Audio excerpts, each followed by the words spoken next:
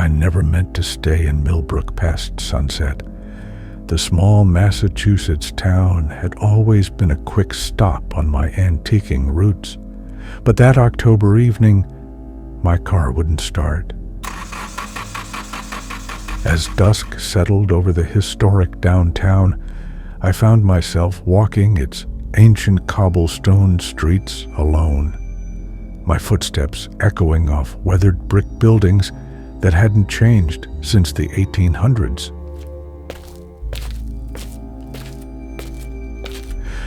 The locals had always been peculiar about nightfall. They'd hurry inside before the street lamps flickered to life, their iron-lined doors clicking shut with decisive finality. I dismissed their warnings about walking hours as small-town superstition, but as the fog rolled in from the river, I began to understand their unease. It started with the sound of horses' hooves on cobblestone, though there were no horses in sight.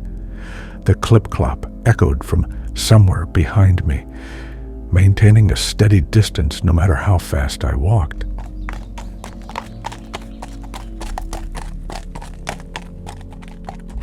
Then came the whispers, countless voices speaking in hushed tones, like a crowd gathered just beyond the edge of visibility.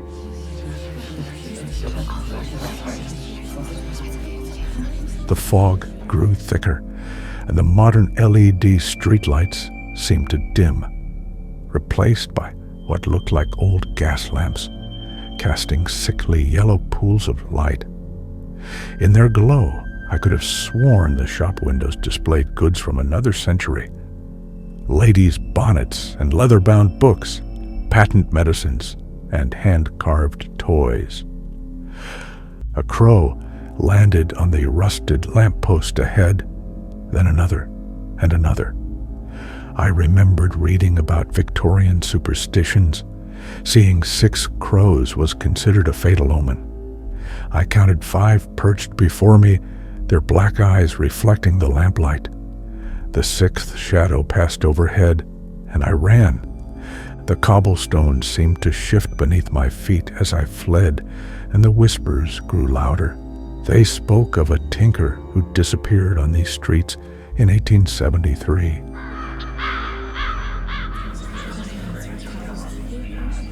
Of spirits haunting the old stone stores, and of something darker that walked these roads on foggy nights. The voices seemed to know me, calling out in a language that felt both foreign and horrifyingly familiar. I stumbled into the town square, where an ancient well stood sentinel. The fog parted just enough to reveal a figure standing beside it, a woman in a high-necked black dress, her face hidden beneath a mourning veil. She lifted her head, and in the gap between her veil and collar, I saw nothing but darkness. My legs carried me backward as the figure glided forward. The crows circled overhead, their caws mixing with the phantom hoofbeats and endless whispers. I backed into something solid, a doorframe, and felt iron numbers above my head. In that moment, I remembered another superstition: iron wards off evil. I reached up and grabbed the numbers, yanking them free. The metal burned cold in my hand as I thrust it toward the approaching figure. There was a sound like wind through dead leaves, and the veiled woman dissolved into the fog. The whispers faded, the phantom hoofbeats ceased, and the crows scattered into the night.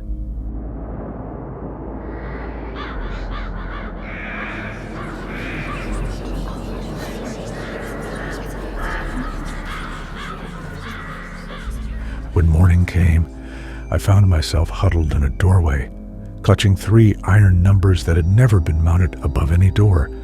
My car started on the first try, and I left Millbrook behind. But sometimes on quiet nights. I wake to find crow feathers on my windowsill. They say Millbrook's old cobblestone streets are being paved over next month. Progress, they call it. But I know better.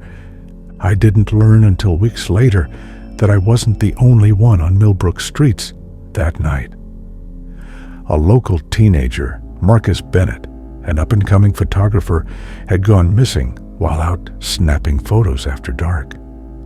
They found his camera on the cobblestones near the town square, its screen cracked, and its last photo showing nothing but fog, and what might have been the edge of a black dress. Sometimes I wake in a cold sweat, thinking about those iron numbers in my hand, and how close I came to becoming another whispered story in Millbrook's long history. Marcus wasn't as lucky. They never found him, but on foggy nights, locals say they hear the ghostly clicking of a shutter. They say it's more than just the cold night air.